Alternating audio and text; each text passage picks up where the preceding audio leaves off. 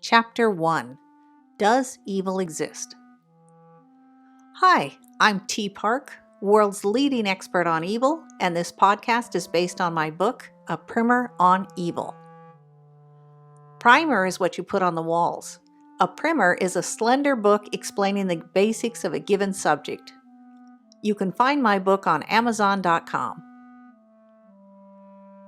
How can I call myself the expert on human evil? Who is going to argue with me? See, evil is the ultimate elephant in the room. Everyone knows it exists. Heck, even little kids know it exists, but no one wants to acknowledge it. Big hint, folks, you can't study something until you acknowledge it, and even then you have to dedicate years to studying it. I'm going to cut through all that. I acknowledged evil years ago, and I've spent decades studying it, when suddenly I realized I'm up to bat. It's me. Out of 7 billion people in the world, I am the world's foremost authority on evil. Pretty cool, huh? And it's all free. Take all the concepts I present here, think about them, then keep what you know to be true and discard the rest. There is no pop quiz, there is no exam. This is for your enlightenment. Do what you want with the information. Fortunately for you, I am not a windbag.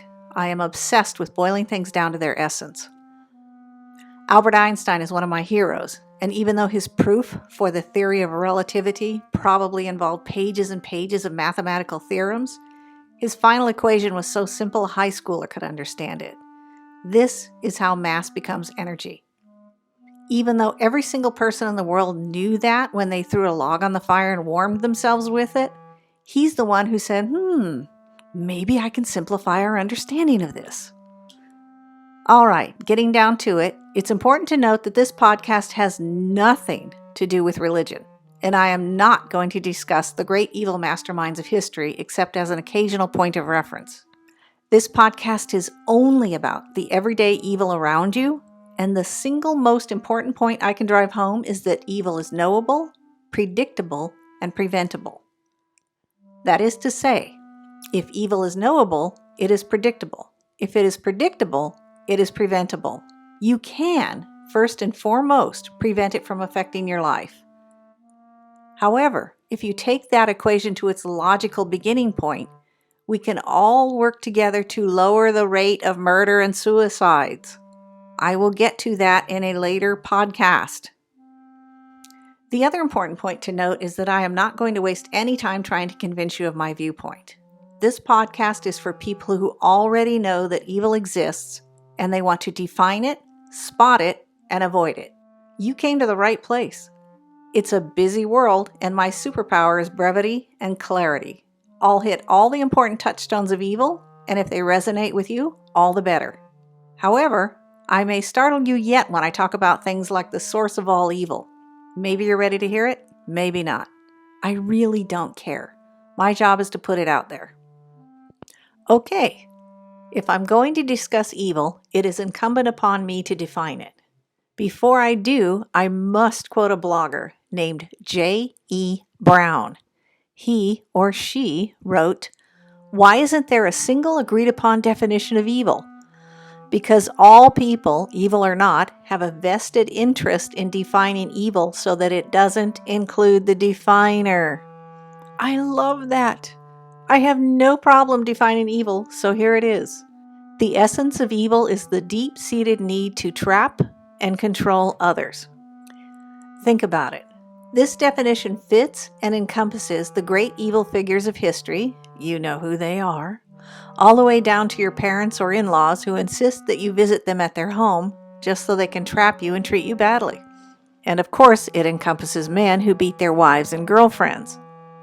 That's because all evil is all the same, but it comes in different degrees. A pygmy elephant looks different than an African elephant, but it's still recognizably an elephant. That means that Ariel Castro, the Cleveland man who kidnapped 3 girls and trapped them in his house and raped them for 10 years, is as equally evil as Hitler, who trapped and killed 10 million people. Same thing, different scale. When I do make a reference point about evil, I might occasionally refer to Hitler as the patron saint of evil, Not because he's the most evil person in history. In point of fact, Stalin murdered about twice as many people. But because he is easily understood by most everybody. And after referencing him, I will dial my point back down to the evil person in your life who is vexing you. Spoiler alert, I will not only help you identify the person as evil, I will tell you how to deal with them right here, right now in the first podcast. Get rid of them. Cut them out of your life. They are not fixable, they are not manageable, and they never get any better. While you're absorbing that sad little fact, I will address why everyone else is either avoiding the subject or deliberately mangling their understanding of it. Specifically, I'm speaking of the fields of religion and psychiatry. Religion avoids the subject of human evil. Surprising, I know. Religion, a field which could legitimately claim an understanding of evil, doesn't. I am not an expert on religions, but as near as I can determine, even those religions which have a punitive afterlife, not all of them do, punish sinners, not evil people, and therein lies the problem. To give one example, several religions punish women, not men, interestingly enough, for adultery. Adultery doesn't fit my definition of evil, that is to say, no attempt is made by the adulterer to trap and control another. Quite the contrary. Both people enter into it and have a pretty good time. Otherwise, they wouldn't keep doing it. Sins, therefore, are punishable in the afterlife, and sins are uniquely defined by each religion with little or no overlap with evil. Religion, in my opinion, has consistently, down through the centuries, mangled its definition of evil, so that's a dead end. Well, you say, don't give me that old-time religion. What about psychiatry? They deal with aberrations of human behavior, right? Well, the problem is, when all you have is a hammer in your tool chest, every problem begins to look like a nail. If it doesn't look like a nail, act like a nail, or feel like a nail, ignore it. Maybe it doesn't exist.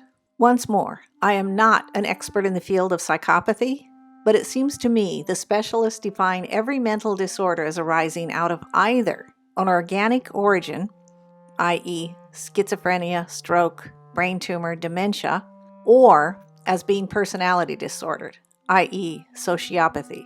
Even narcissism was dropped from the DSM, the Diagnostic and Statistical Manual, the handbook of the mental health community. The field of psychiatry has also, in my opinion, let you down.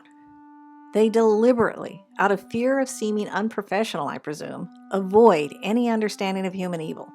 They define deviant behavior, deviating from the norm, as either someone who is mentally ill or personality disordered. They make no effort to define evil, so I interpret that as deliberately avoiding the subject, perhaps because they can't treat it.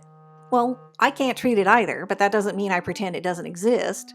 So let me explain my position that says, after defining a person as evil, you get away from them. All right, 300 years ago, doctors couldn't treat leprosy, so their prescription was simple.